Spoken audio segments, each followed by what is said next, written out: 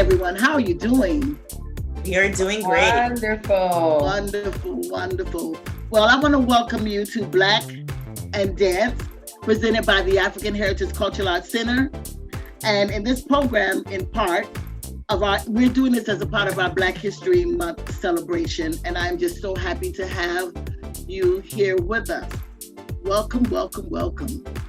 Thank you. So glad to be here. As you know, I'm the dance manager here at the African Heritage Cultural Arts Center, artistic director, and the artistic director for the Winds of Heritage Dance Company. Tonight we have our amazing panel ready to talk about their careers in dance and the journey it has taken as African Americans. Joining me today is Gentry George, Lineen McDonald, Marguerita Gayle-Major, and Marshall Davis Jr. Each of these artists have an extensive background, so I would like to introduce all of them to you. Hello, thank you for having me. It's such a pleasure, and happy Black History Month. My name is Gentry George. I was born and raised in Miami, Florida, and I went to New World School of the Arts. I graduated from the Juilliard School in 2012. I've since then danced with Ailey 2, Lustig Dance Theater, and the Dance Theater of Harlem. While in New York City, I founded my own dance company, Zest Collective, and I worked at the American Musical and Dramatic Academy and the Dance Project of Washington Heights. In 2020, I moved back to Miami to be with my family, and in response to the coronavirus and all sort of things like that. And I began working at my alma mater, New World School of the Arts. And I'm very excited to be back. I'm also the rehearsal director for the Peter London Global Dance Company. And, just excited about everything that this year and has to offer. Excellent, excellent. Thank you. Ms. Marguerita Majors. Greetings, everyone. So nice to see you all.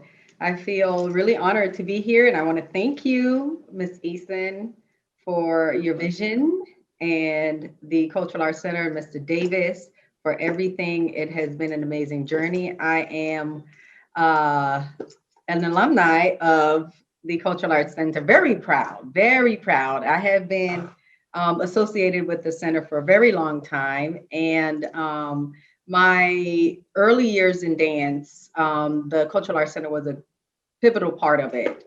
So it goes way back to when I was first in high school. I started with the Cultural Arts Center, but my dancing began early before that. I started at the age of 5 in Jamaica. I danced with a great dance company in Jamaica.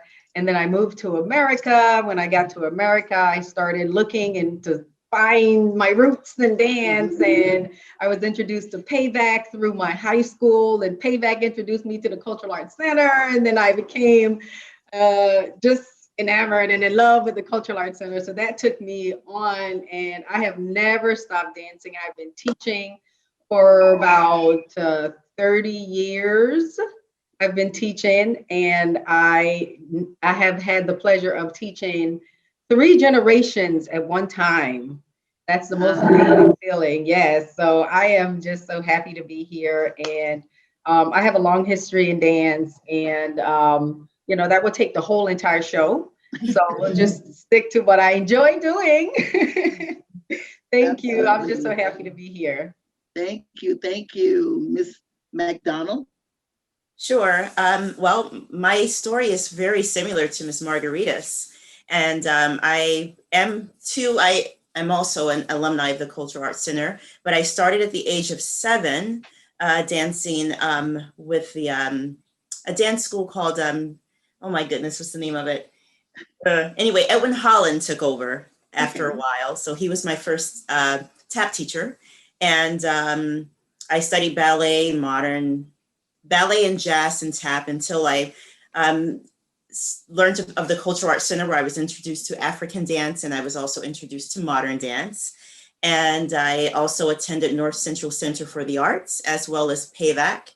And I've had the opportunity to dance at Disney World's Epcot Center. I've done some shows for, I traveled with a Caribbean company, and that took us overseas into the Virgin Islands and on cruise ships and what have you. And I continued to do that over the years with fire breathing and limbo dancing. Wow. And my daughter has followed suit, as well as my nephew and a few other people as well. And I don't know, dance is my first love. It really is. It's my first love, and I can't get away from it. So that's where I am now. And I've been teaching for 27 years. Ah, absolutely. Thank you. Thank you. And Mr. Marshall Davis Jr. Hello, thank you for having me. I too am a proud alumni of the African Heritage Cultural Arts Center. I got my start there around age 6, I believe. And, I remember.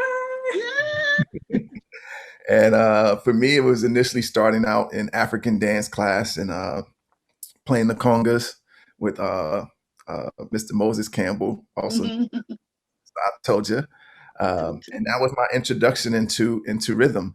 From there, years later, once tap was added to the curriculum, I took my first tap class from Shannon Haynes, who was also attending Northwestern and teaching at the Cultural Arts Center as well. And then from there, I was fortunate enough to meet a man by the name of Steve Condos, who took me under his wing and really helped me understand tap dancing as an art form, as a way of life, all the mysteries and intricacies and deep mathematics involved in this art form. And from there, I've gone on to dance on Star Search. It was the 1991 Star Search Teen Dance Champion. Yes. Moved to New York in 1997 to dance in the Broadway production of Bringing the Noise, Bringing the Funk. I'm currently still here living in New York. That wasn't my original plan. I wanted to go back to the sunshine of Miami, where I was born and raised. But sometimes life has different plans than what we think we want. So still here teaching at Queens College and the Manhattan School of Music and working on various projects. I also work very closely with Mr. Savion Glover as well. So again, thank you for having me. I'm honored to be on this panel with all the familiar faces, and yeah, I'm ready to get started. Yes, absolutely. Absolutely. Thank you all for that introduction into your lives and into your history. It's so rich. Okay, so yes, let's go ahead and get started. Now, I'm going to throw out some questions, and I just want to have a conversation. I want it to be informal, but just informal so that we can really get to the root of our lives and your lives and the experiences. So one of my questions is, what does it mean to be Black and dance to you? What does that mean to be Black and dance? I'll go. Okay. Okay. To be free. When you say that, that's how I feel. To be Black and dance is to be free. Because when I think about it, rhythm, music, melody, movements, all that connected, dance, and it's all connected to the melanin. And if you're Black and you're connected, wherever you are, wherever you hear music, something is moving. Absolutely. Something is moving because it's just the freedom, and you're just so free. So when I hear that question, I just think freedom. I just feel so free. Yes. Yes. Wow. I like that. Anyone else? I think of the word exceptional. I think of being one of a kind. I think of strength. I think of all that my people and my culture has had to endure, and that I'm still here and standing and have the ability to emote and express. So I feel, honored and very strong. Wow. Thank you. Yeah, I believe Black and dance is, Every time you say it, yes. it's an expression of the soul. It's like a manifestation of the soul's expression. So who we are as Black people, you may not be able to see our soul through this physical body, but when we begin to dance, there's something else that comes out, and there's an energy that you begin to feel. There's a power in it. There's a divinity in it. So when I think of Black dance, Black music, it's all the same. It's that energy. When you think of sound, when you think of movement, it's not stagnant, it's kinetic. So it's an expression of the soul that's manifest in the physical, I believe. That's how I think of it. Yes, the spirit of dance. Yes, Absolutely. yes. It is a spirit. I love that. All that they said, it's just simply beautiful, and it's electric, and it's magnetizing, and it draws you in. It just simply draws you in. If you're performing, if you're seeing a performance, there's just a certain expression, being Black and dancing, that you're going to draw the audience in with you. So it's magnetizing. Absolutely. For me, it's like being complete, because Blackness is complete. It encompasses, number one, all the colors, all the feelings, all the experiences, all the knowledge, all the history, all the everything. It's like being complete. That's just, I just want to throw that in there, because when I was listening to you, I've seen all of that, and because I know you, I've seen it in your performances, and I've seen it in your the way that you walk and you talk, and you're so assured of yourself. And so I've seen all of what you're saying in you, but I see the completeness, and that's why I think one of the reasons why we're all here today sitting. But I just want to throw that in. So thank you. That just took me back. Thank you. Yes. Okay, so the next question. What is your connection with the African Heritage Cultural Arts Center? And I know you talked a little bit about your history, but let's talk about the connection. How did we get back here? So it has to be something really, really deep. What is the connection? Let's talk a little bit more about that. It's like going back to your roots, your home. Sorry. Yeah. It's just, I saw Gentry raise his hand, because I know Gentry want to jump in on that. You can't forget where you come from. Yes. There's a wealth of so much there. It's like the village, and you have to go back, and you it's like a recharge, so to speak. Yeah. Compelling. It compels you. Yeah. But go ahead, Gentry. I'm sorry. I think it's almost like a rites of passage. I didn't realize all of you had been alumni of the African Heritage Cultural Arts. But everyone I know has been there at least, one summer, 1 year, 1 semester. I even began in the drama division long before I began dancing at the Cultural Arts Center. So it's a family, as you said, like a village, and everyone has, come in and come full circle and continue to contribute and give back. And it's really quite beautiful. Yes. Exactly. Yes. Wow. It's almost like being cousins. Like we're cousins. Okay. That's what I felt just now. I was like, we're cousins. Yeah. And everybody can find it, it's in the universal place. Everybody's been there, and it's still there, still standing. Absolutely. Yes. Wow. Yes. Wow. I like that. Anyone else?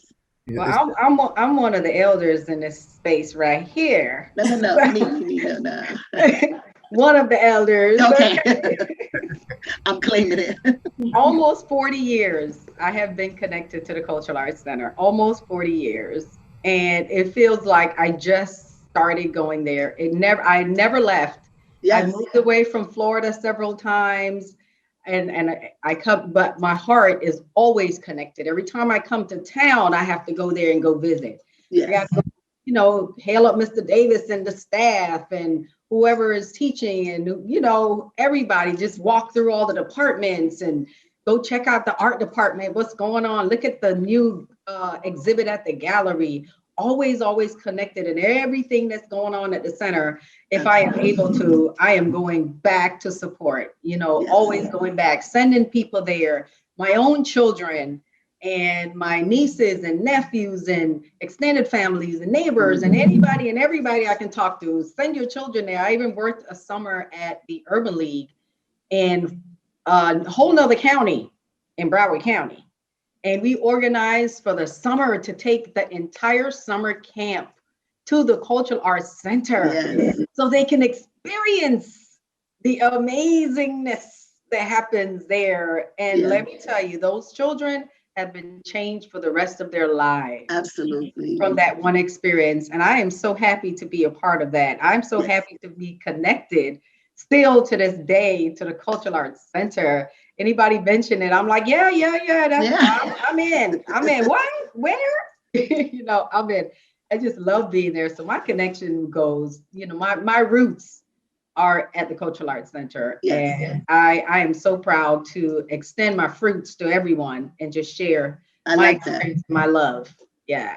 I like that. I really like what you said, extend your privilege, because that's really important, I think, for our community and for us to share, as you said, a wonderful experience with other people. I want to say this real quick. I was in the store and I saw this little girl dance. She was with her father and everything.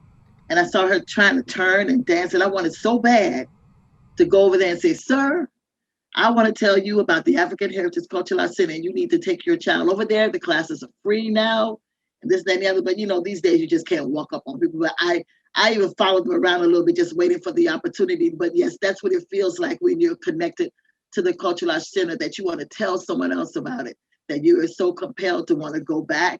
And then there's a sense of reassurance that because the Cultural Arts Center is still there, still standing, still open, their doors are open, that there's a sense of comfort to me to know that the center is there and we have a place where we can either take our children or send some children or go to some parents and say, you need some help, this is where we are. And the fact that we're all connected too. So I'm sorry, I just want to say that. Anyone else? No, I totally agree 100%.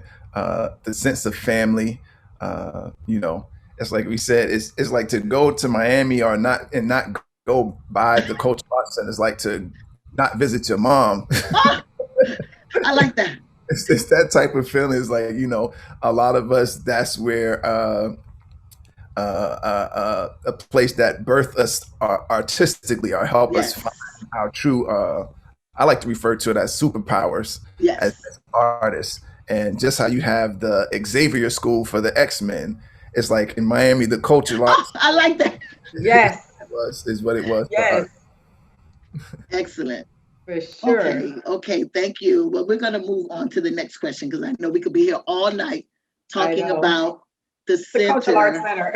And next thing you know, it'll be morning, but I'm going to move it along. That's what I do as a moderator. I kind of have to stop us a little bit because we'll be here all night talking about the wonderful things. So then my next question, my next question is, okay, we all know that dance is a language. We've all admitted that how dance gives as an opportunity to express ourselves and to look and see and be impressed. But what I wanted to know is, as a choreographer, we know that dance is your language, but can you communicate to us or tell us,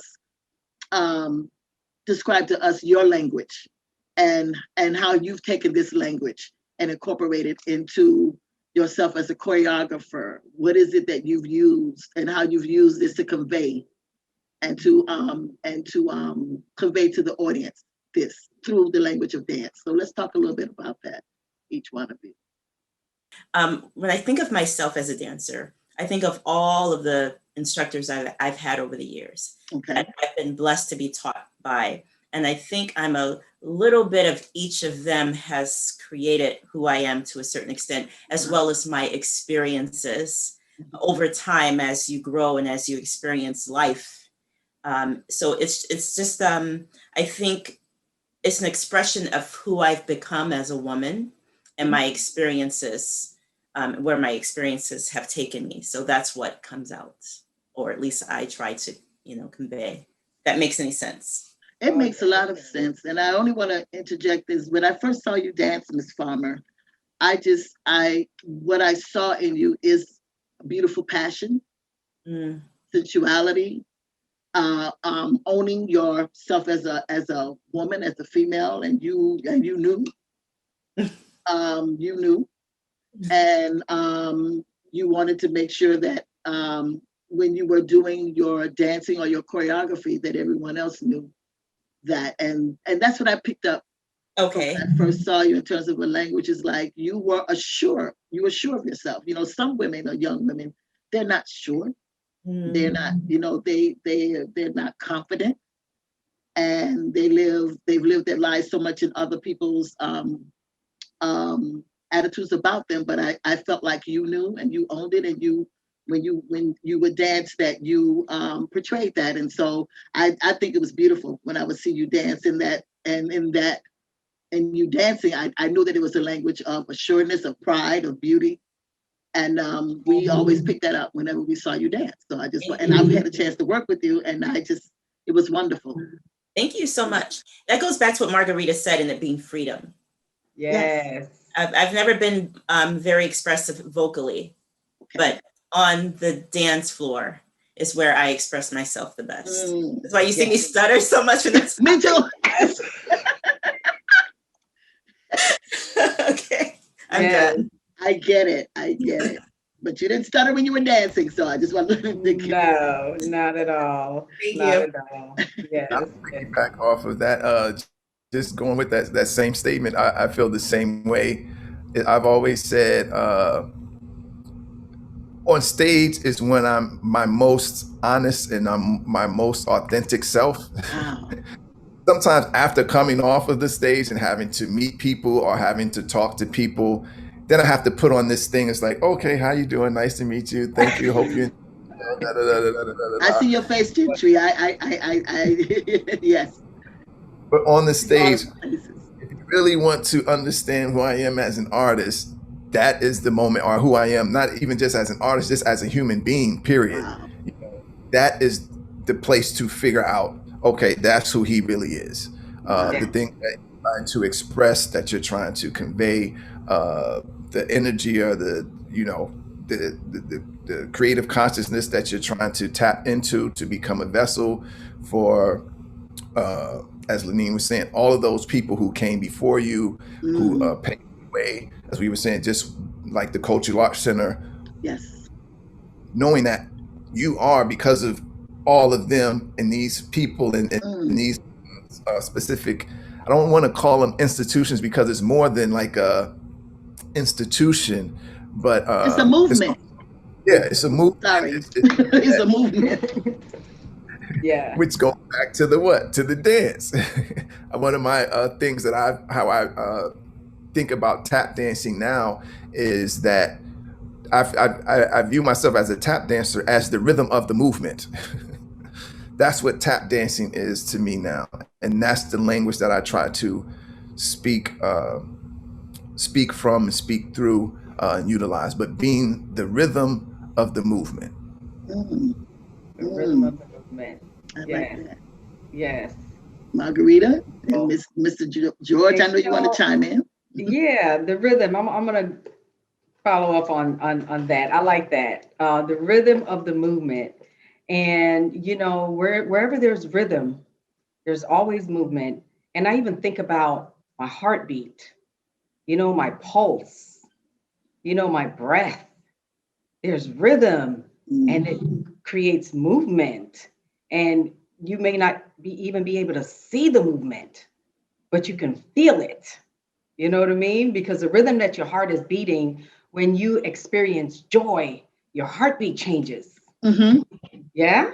And then that's a rhythm that it changes too. And that's what creates that, joy. And then when you're performing and all of that encompasses inside of you, and that rhythm, is inside you, and it just explode really in this euphoria. It's just, an amazing place to be. And I like that, it just gets right inside your soul, like you said before, Marshall, all the way inside your soul. And for me, I would say my language is fun. Anytime there's music and dance, it's like automatic. You could turn me on just like that. And it's so funny. I tell my children, and they tell me, "Ma, don't say that." I tell them, when I get old and I can't do anymore, just play music for me and give me space to dance, whether I can move around or not. Because I know when I reach that place, because I can feel it now, that's going to bring me the joy, all the joy that I want. Yes. All the joy. So fun is dance, is my language. When I teach the children, even when I teach the adults, Mhm. I always try to bring this essence of fun to it. So when they see me Yes. again, that's that fun dance teacher. And it's not just for them, Yes. it's for me too. Yes. Because I want to have a good time. I love to see people have fun and dance and get it right. And when their face, they make the connection. And when they fall into their rhythm and they sync up and they like, yeah, I got it. And that light comes on, and that just gives me so much joy. So Yes. the fun, that's my language. I speak dance. You speak dance? You speak dance? I speak dance. Absolutely. Absolutely. Oh, thank you, Marguerita. Gentry? Yeah, I think you guys have all said some wonderful things, specifically about us being the sum of all of our teachers, all of our, ancestors, our family, our heritage. Movement comes before we know how to speak. It's very natural to us. It's a language in itself, how we're going to tell a story. I think all the things that we learn help us to tell better stories, so that we have more freedom to, reveal ourselves and, get away from any doubt, any insecurity, any worries, and, absolute freedom. So the movement is just, natural. It's not, this is what I want to do, but, it's about listening and seeing what the world reveals, and, shaping movement, shaping space, shaping experiences, and bringing us back to the joy and the greater experiences in life. Yes. For me, I just want to interject a little bit as I was listening to all of you. For me, dance has definitely been a movement in terms of history and spirit. Because when I first decided to use dance in my life, and I started studying how here in America, like we talk about African dance or African American dance, what was the first? I always say, the first part of African history for us in terms of coming to America is when that movement on the slave ships. That's right. We had to move just for to keep our bodies healthy, when we had to move to keep ourselves alive. And they were playing a rhythm, and whatever rhythm that we can have to keep us moving together. And even as we walked from the slave ships on into this new country, we had to walk in a syncopated movement or rhythms in order to stay up, in order to, stay alive and not be, stand out as a weak, whatever. We all kind of moved and kept ourselves going. And then in those fields, how we had to move in movement to do the work. And how we had to, how we had to move to signal that, we were okay. And maybe even how we had to move for freedom, how we had to run and all that.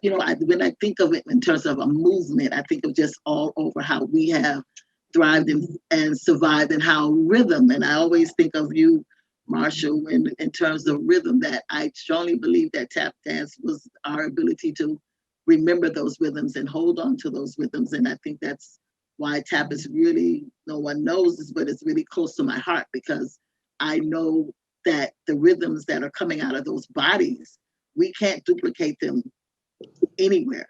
They're coming from the body, and it's also a language, as I've been watching with the tap, the language is communicating with one another. And so when I say movement, it's a whole total, just historical, strong experience for me in terms of that. Oh, it's getting hot up in here. Okay. Language, right? "Quote unquote" language. It really is, when we speak, is nothing more than just sounds. Somehow we've attached some type of in context to these sounds that we all be able to understand. But even when you go back, when you just look at a baby, and I'm more like into this baby mode now that I've had my I know. I hear her.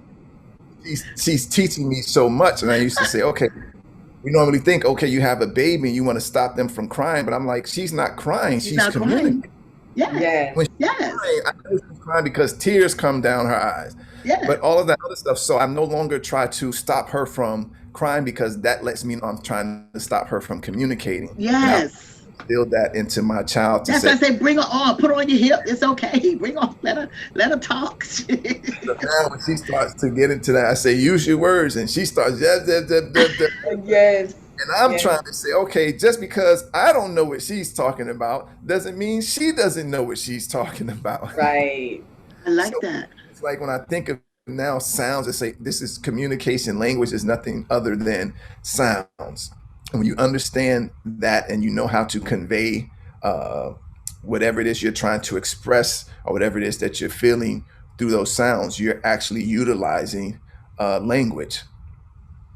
Okay, so I'm glad we got to that point about dance as a language and how it's connected to everything that we do. I want to push it along, and I want to direct this to Marguerita first. Marguerita, what Mhm. impact has Caribbean dance have had on the world? Well, with you and on the world, but tell me. You do your like. Let me Okay. tell y'all what Caribbean dance have done for you. Okay. All Okay, right. all You right. want it in my Caribbean accent? Yes, yes, yes, yes, yes, yes. Well, Mrs. Make me tell you. Oh, Let me tell you. So I'm going to give you my story, right? How I started doing African dance and how my African dance and Caribbean dance got turned up. Okay. okay, okay. So that was my start. My foundation is in Jamaica. So in Jamaica, learning to dance is a combination of everything. But the most of it is rooted in African, strong technique, strong dancing, right? Mhm. And then the Caribbean piece, which is the fun part, right? So thinking about a dancer with a career, which always wanted to be, for some reason, I don't know where I got this knowledge from or information, but for some reason in my mind, I thought that I had to be some type of trained ballerina to be a professional dancer, right? Okay. To be successful, Wow. that idea, right? Wow. So when Yes. I came to America and I started looking for dance, I was seeking ballet in that hard training. I was seeking that hard because I wanted to, I'm going to be a professional, this is what I have to do. So Mhm. I get to the Cultural Arts Center, right? And I'm doing the ballet classes with Christopher McKinnon. Yes. Yes. And you were in the class, Eulyce, but you probably, I don't know if you know the story, but you were in the class. You were in the company. We were dancing with the ballet company. And my ballet, I thought, yes, I'm getting there. I'm going to be a professional dancer now, right? Mhm. And I'm getting my stuff together. And right after ballet class, African dance comes. So every week after African dance, after ballet class, I'm hanging around because the rhythm. But I didn't know that, you know. I thought it was just cute. They would, no, that's cute. I'm gonna sit down and watch them, that was fun. So I'm watching them, and about the third week, the dance teacher comes over to me. She said, every week I see you. Why don't you come on the dance floor? I was like, oh, no, thank you. I'm good, thank you. And she was like, oh, you probably can't do it. I was like, I don't want to put it out there, but I do remember you, Margarita. I was like, you just strictly. So yes, yes, honey. I was like, irks. Okay, wait. Oh, don't get it twisted, baby. Okay. I have that. I'm just trying over here to do this because I'm trying to be professional. Y'all just right. jumping around. That's the part in my mind, right? So I go home and it's ringing in my head. Oh, you probably can't do it. So I'm thinking, oh, I'm gonna have to set her straight because I gotta show her I can do this. So what do I do? The next week, I stayed and took the class. Let me tell you, I had so much fun. I was so free. I was so Mm. free. That freedom that I felt, Mm. the individuality that I Mm. experienced, and Mm. the connection to the rhythm, even though I've done it before, for some Yes. reason, I finally felt my heart, body, mind, and spirit just came all in one. Yes. And there was a connection there. And I never looked back. That just kept building and building. I joined their company and I started dancing with them. I danced with Yes. other companies and I just kept going on and on. And then with the Caribbean dance, both Caribbean and African dance as a professional performer, I Mhm. started realizing that nobody hires a ballet dancer for a wedding Mm. or a convention Mhm. or a concert Mhm. or, to open up for an artist, Black History Month, Kwanzaa, Juneteenth, Yes. all this stuff coming up, and nobody's calling for ballet professional trained dancer. So what are they looking for? Caribbean dancers. I'm like, oh, that's me. Yes. That's me. Yes. So I strapped up my Caribbean dance boots and my African dance boots, and I swallowed it in my spirit. Yes. Okay. And I just became so embraced with the spirit of Caribbean dance and African dance. And it has taken me all over the country. It has taken me in other countries. Yes. I have had the pleasure of even teaching in Jamaica. Wow. At the Ed Manley School of Dance. Okay. Yes. And, to be a returning citizen and to be able to do that, from a cultural perspective, still with the level of respect and professionalism, that was like a really big milestone for me. Yes. So Caribbean dance has like just broadened the whole perspective of dance and happy, fun. I've danced at weddings and birthday parties for 70-year-olds and 101-year-olds. Yes. I've danced for Nelson Mandela. I danced at the Super Bowl halftime. Yes. And I could go on and on and on. There's so many great opportunities that Caribbean dance, and I can't say Caribbean dance without saying African dance, because it's the same thing to a different tempo. It's just a different tempo, right? But it's the same thing. Yes. So both have just brought in everything. And then when you look in dance and at dance really closely, see it at the foundation. I can see it at the foundation of tap dance. I can see it. I can take any modern dance and turn up the tempo, and it's a Caribbean dance. You know what I'm saying? Yes. Yes. And who don't love a good soca song? Come on. What? Come on. Turn it on now, see what happens. Turn it on now, see what happens. Right now, and everybody will be like, whoa.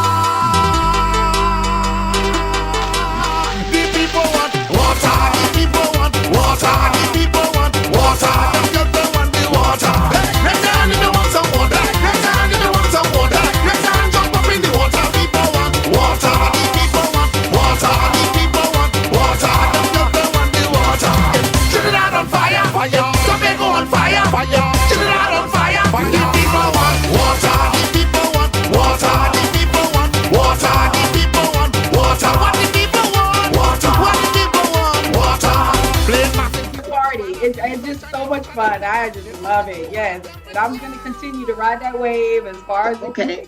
Yes, please, please, please. Because when I saw you in Dance Collective, oh my gosh, you ended the Heritage Dance Collective concert, and it was perfect. And I know that the audience, whether they were watching, they were like, yes. And it was really important, I think, for us to leave the audience feeling exuberant and feeling, we've given them all the education, we've given them all of this, that, but to give them something that they can connect to. Because the one thing I want to say is that Caribbean dance has been all my life. When I was a little girl, the Junkanoo on Christmas, Yes. listening Yes. to my grandmama. She ain't never do, come on, Eulyce. She was like, come on, Eulyce. You know your grandmama did that, right? Yes. Come yes. on now. Yes.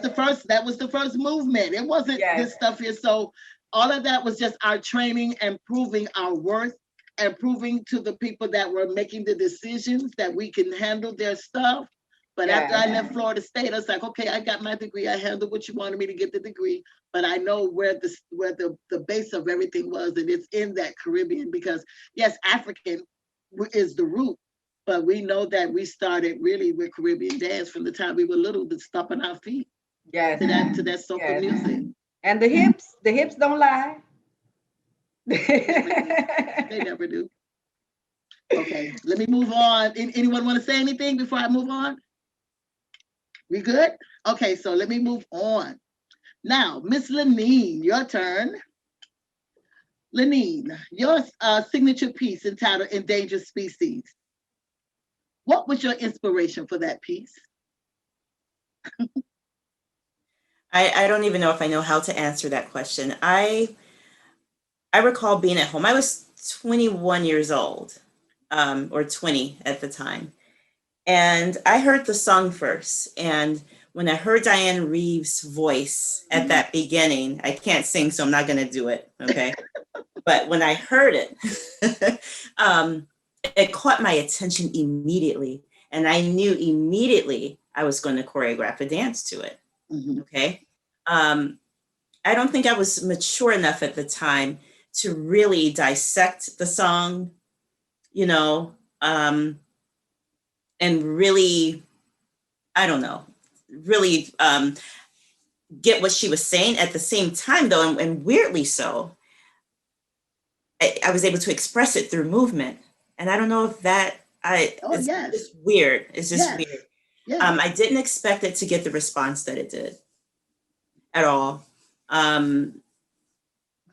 You spoke of me being sure and confident, and many people have seen me that way, but I've always been this shy and timid little girl, and never really knowing how to express myself except through dance. And I don't know, I just thank God for dance for allowing me to express myself in that manner. But going back to Endangered Species, it basically describes 3 different experiences of a woman. And I just felt that somehow people looking at it, or women looking at it, will be able to experience it. One of the verses speaks of the husband beating her and raping her, and she likes it, they say. And over the years, there's so many women who have experienced molestation and rape, and whether it be their husbands or another family member or a neighbor or whomever. And we have to deal with that. And we have to eat that. And where do we find our strength? You know, where do we find our strength to carry on and keep our sanity, you know? Wow. And I think the 3 expressions in that dance just expresses the strength of a woman, no matter what comes, how we still are able to hold it together. I am an endangered species, but I sing no victim songs. I am a woman, I am an artist. I know where my voice belongs. I am an endangered species, but I sing no victim songs. I am a woman, I am an artist. I know where my voice belongs. I am a woman, I exist. I shake my fist, but not my hips. My skin is dark, my body is strong. I sing of rebirth, no victim song. I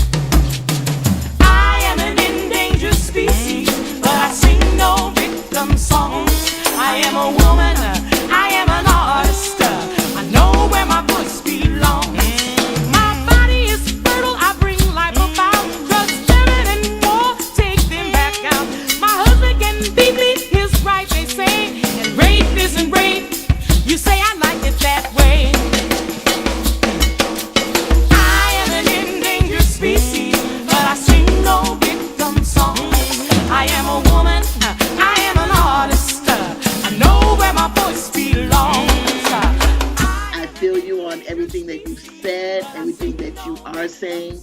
And I know that it was probably a monumental task. And I know that as a spirit or as something, sometimes you're chosen, Lineen. And I just believe that you were chosen. Mm. And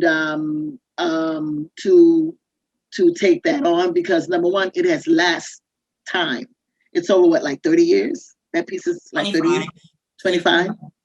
Yes. And it's going to continue because, again, that's a part of a language speaking out for women who have experienced those things or situations, and to be able to put it in a dance form, just like any other opportunity for an artist to use a song or music to help them talk about something that's very prevalent in our world, in our community, in our village, but to have something that, you know, someone can connect to and say, wow, and feel strong after it.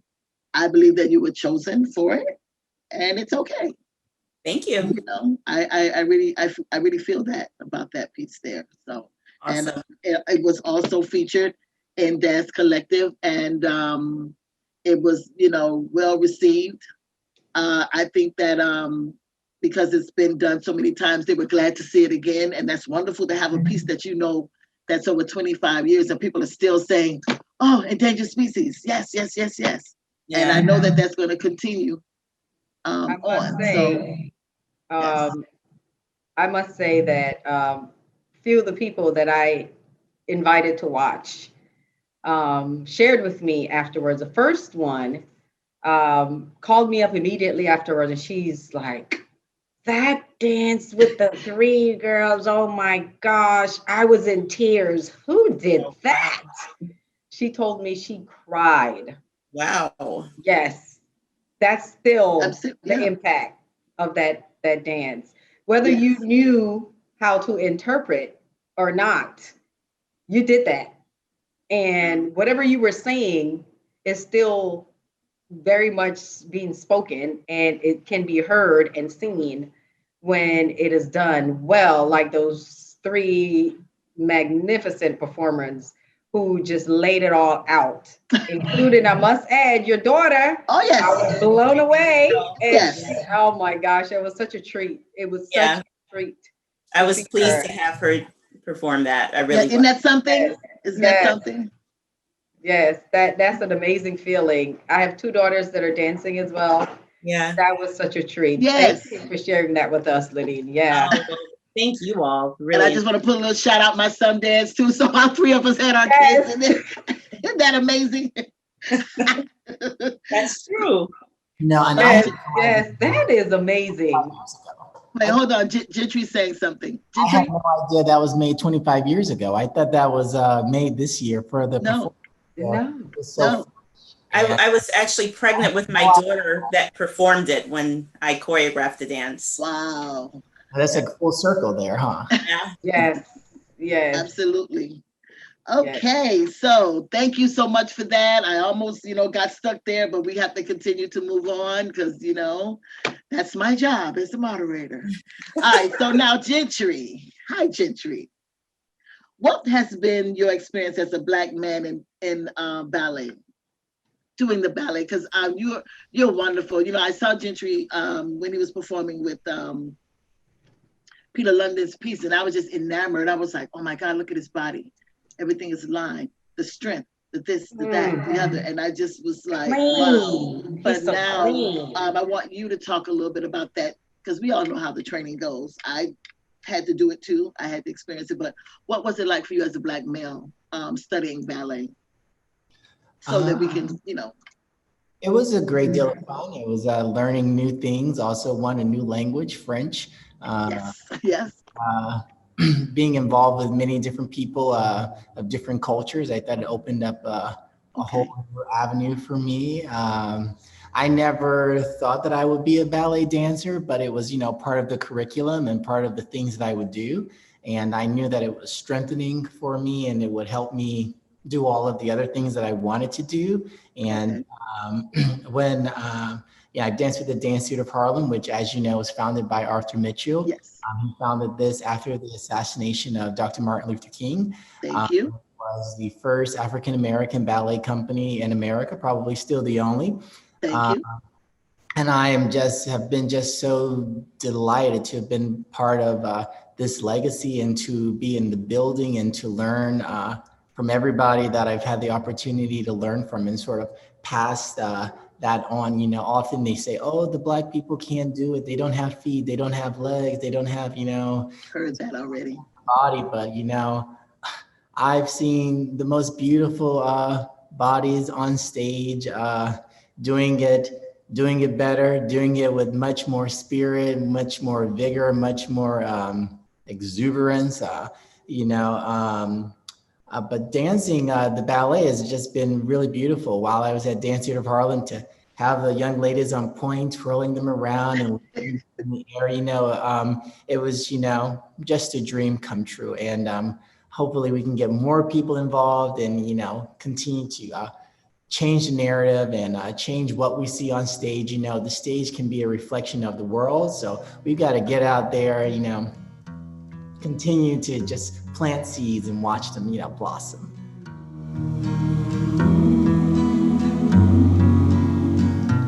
There's a place where lovers go to cry their troubles away, and they call it Lonesome Town, where the broken hearts stay.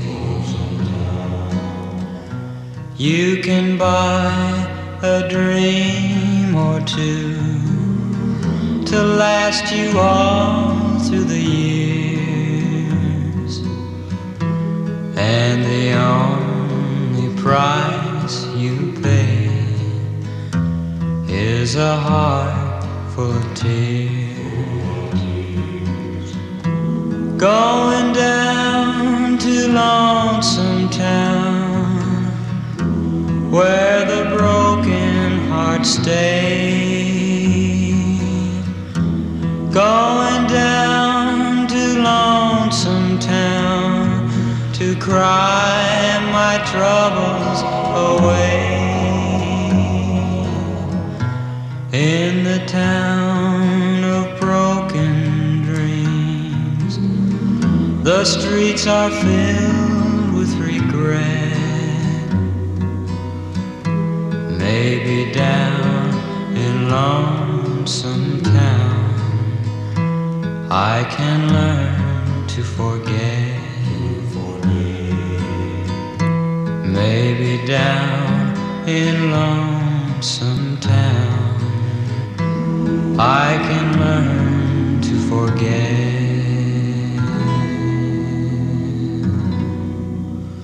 Lonesome Town.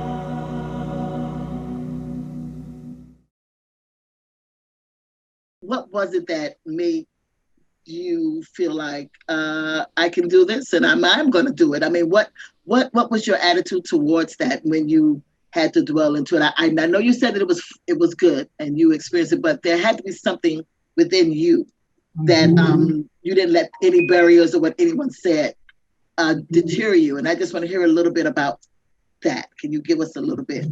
Yeah. I'm growing up, my teacher, her name is Linda Ajapong. She's still alive. Mm-hmm. She's been the most influential person in my life. She'd always say, dance is your passport around the world. And I took what she said literally. I said, passport around the world. I'm pretty smart, but I didn't want to, sit behind the computer. I didn't want to do anything other than something that would be physical, something creative, and get me to go to every country in the world for free. They take you on tour, they pay you, they feed you, they open up the doors for you, you walk out the mile, and I just wanted to. Dancers are treated good, yeah. But you had to put in a lot of work, and a lot of dedication. Years, you have to be fierce. Hours, you really have to develop yourself and do that. But I wanted to see the world, and I took it literally what she said, that would be my passport around the world. And so I just followed that thought, and I said, let me be the best that I could be, Yes. Told me, she said, I didn't have a split, didn't have a strata. She said, you got to get a split, you got to have a strata. And I just took it literal. I just stretched until I got a split, until I got a strap. I followed, the rules. I do the ballet. Okay, maybe this will take me here. I learn, I have to learn modern. Oh, okay, I'll learn the modern. I'll add my plate. I'll add this to my, my toolbox and see where it takes me. And so it's just been a journey of discovery, and it's just been so exciting. Everything has been such a surprise everywhere I've been, everyone that I've met, and it's been really fulfilling. Okay, well, thank you for that. And again, you're a beautiful dancer, and what I'm taking from this is that you did what you were supposed to do. Kids, I hope when you see this, when they see this on YouTube or wherever, do the work. Yeah. Do the work, people. Do the work. Do what you're told, and let it take you where you want to go. But you got to do the work. Don't be disrespectful. Don't be all that. Do what your teacher tell you to do. Do the work. Yeah. Sorry. Can I say something? Yes, of course. Gentry, I don't know, we might have met back then because I taught with Linda Ajapong for almost a year.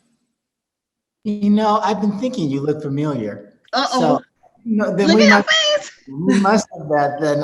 Were you in the building? It was a 2-story building. Oh my, so we've known each other do you know who I am?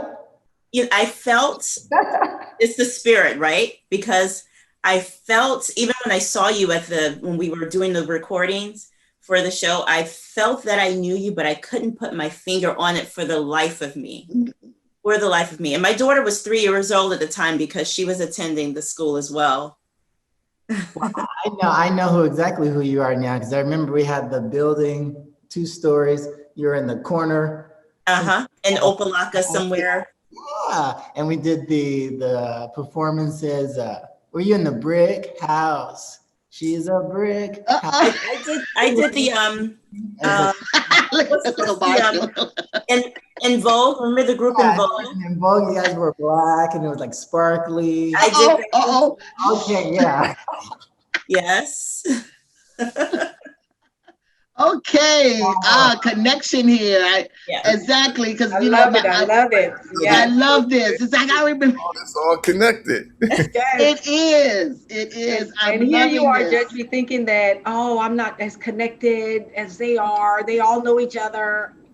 Well, very connected. Believe me. This is proof. That's proof. I remember watching you dance and seeing. Look at his face. And I was like, you've never left my memory, so it's wow.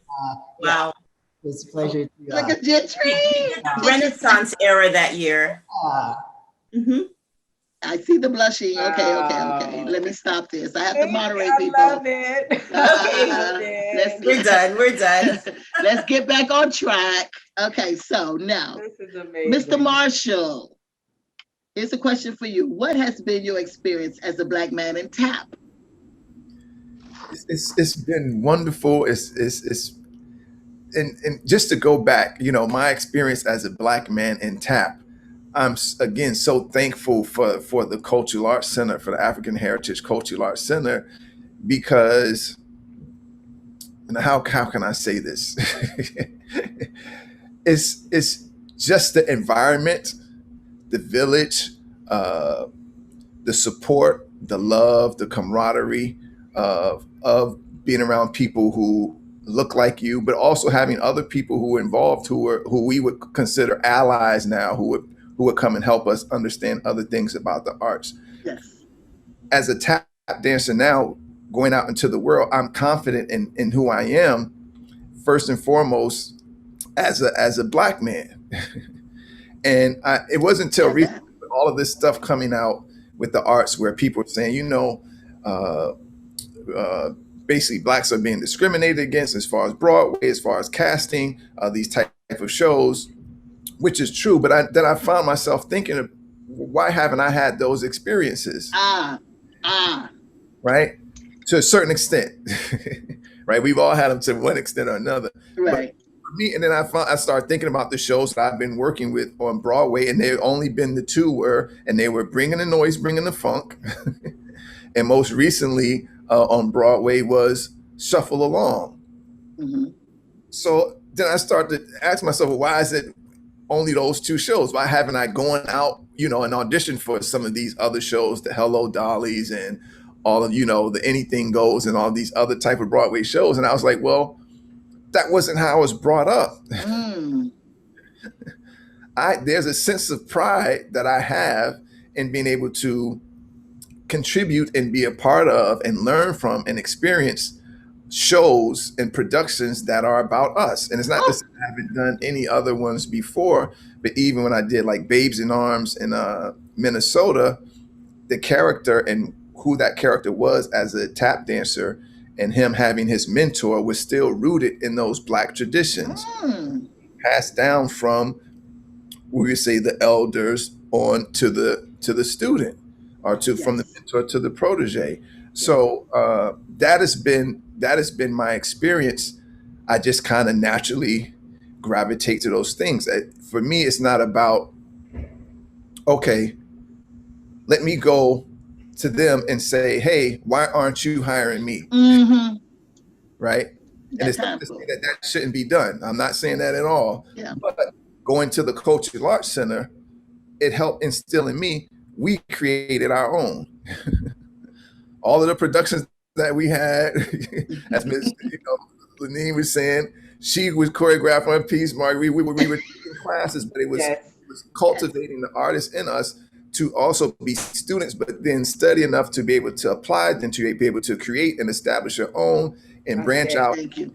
Everything that we were saying initially. So that's been my experience as a Black man and being in tap, and then being able to share that and having that voice. And, now as things are beginning to change, slightly, I can be more vocal about these things at the schools that I'm working with. Before, you kind of had to. I remember I did a show at a college, and I was saying, these are tap dancers. I won't go into everything that I was saying, but this is what tap dancing is. And I got complaints and emails back. Oh, how could you say that? That was this and da da da da da da da. Now I can say it. These are tap dancers. Jimmy Slide is a tap dancer. Huffer, Gregory Hines. Now, depending on what you believe on, you may believe that tap dancing is a mix between the Irish and this and the 5 points, and it was the blending of those cultures. There's another story based off of the oral history, which is a part of our Black tradition, that says, no, this stuff came from us. This was a part of the experience of the people who were enslaved in this country. And through that pain, this superpower emerged. Right. Absolutely. And so now, depending on what you believe may determine your approach. Okay. But for me, my roots and my traditions have been, and also using the word, ally, from going back to Steve Condos, who was white, but who learned and who was around Black tap dancers and Black artists, Black musicians, who he didn't refer to as Black. He said they were some of the greatest entertainers in the world, because his father had a cafe, the Standard Cafe, across the street from the Standard Theater in Philadelphia. But, that's a whole nother story I can go off on. Okay. But back to the point, all of those traditions from my upbringing was this.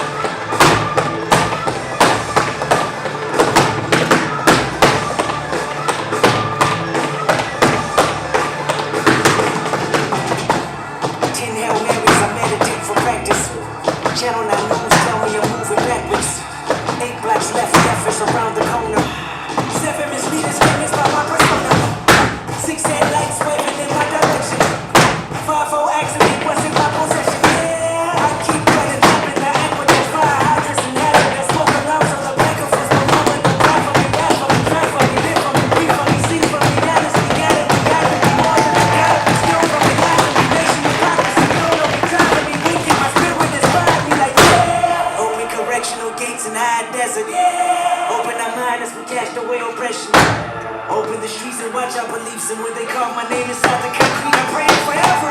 Freedom, freedom, I can't move. Freedom, cut me loose. Freedom, freedom, where are you? 'Cause I need freedom too. I break chains upon myself. Won't let my freedom run in hell. Hey, I'ma keep running 'cause I'm winning up, quit on this hell.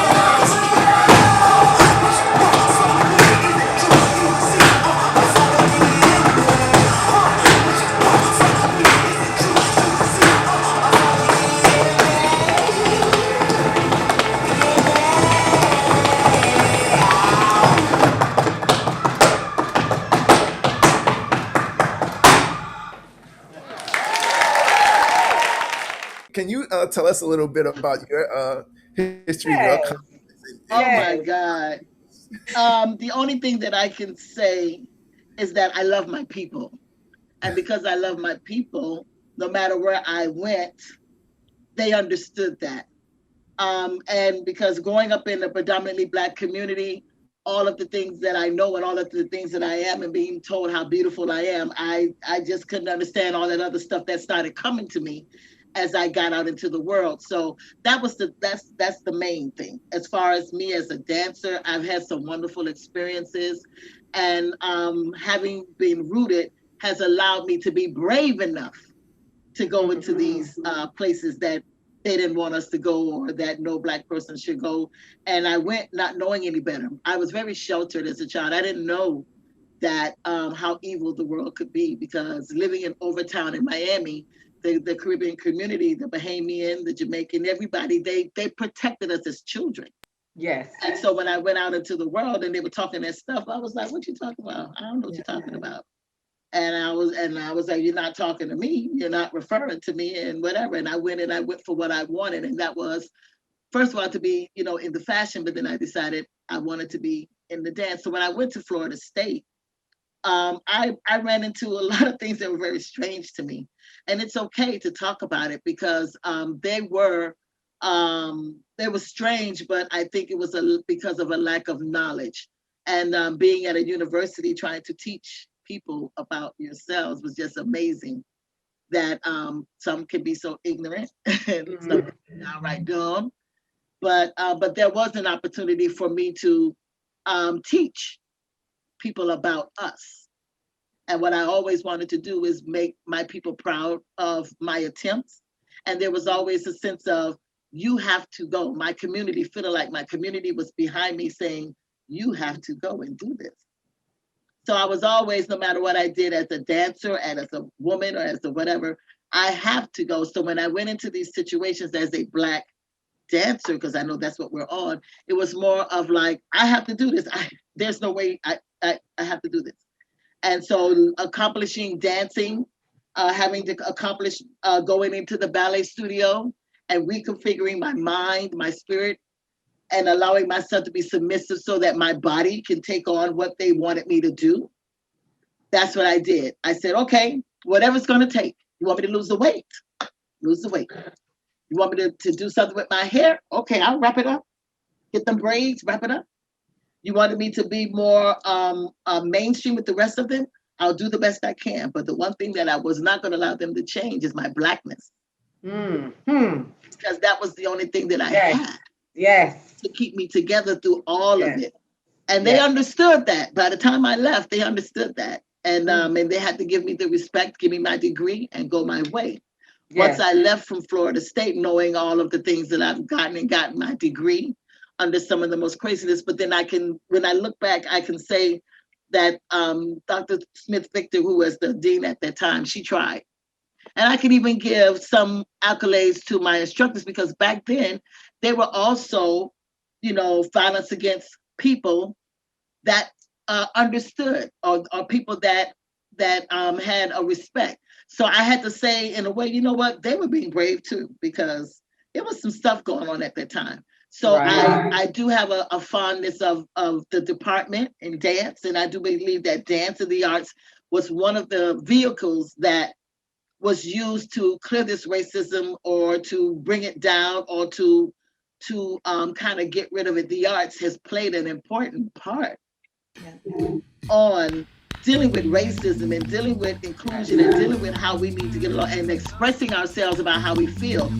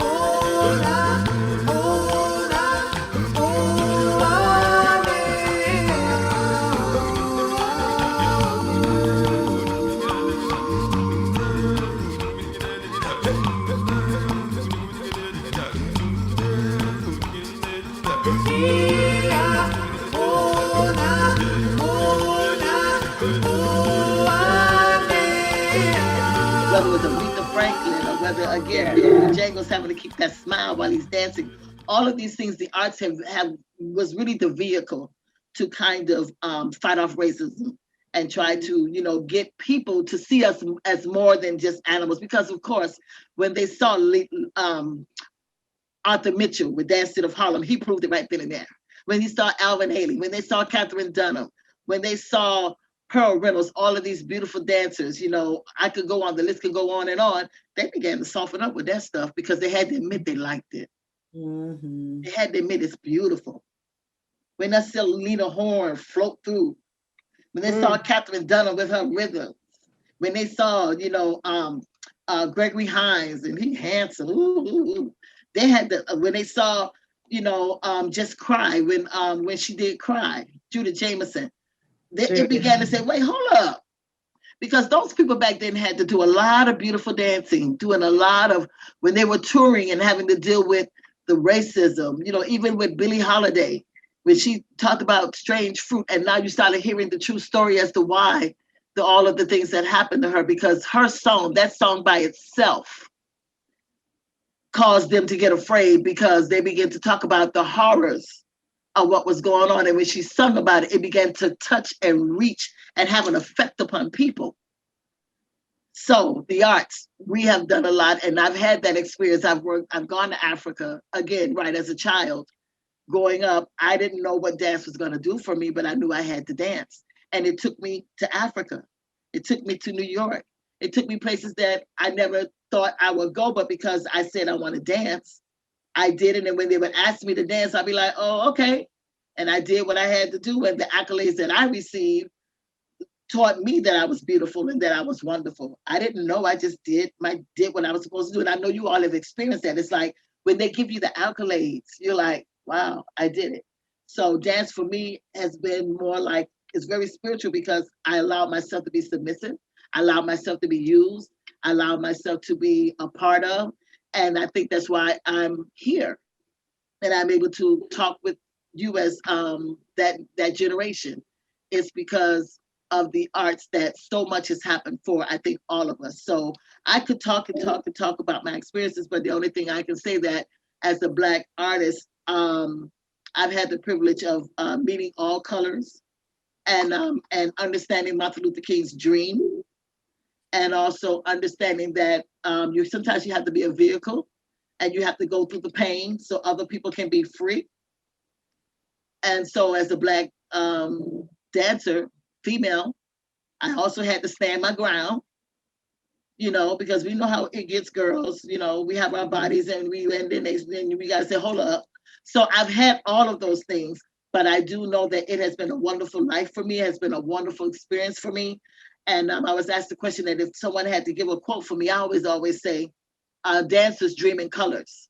Don't let black and white stop you. Don't let anything stop you. Keep your colors, keep everything colorful in your mind, body, and spirit.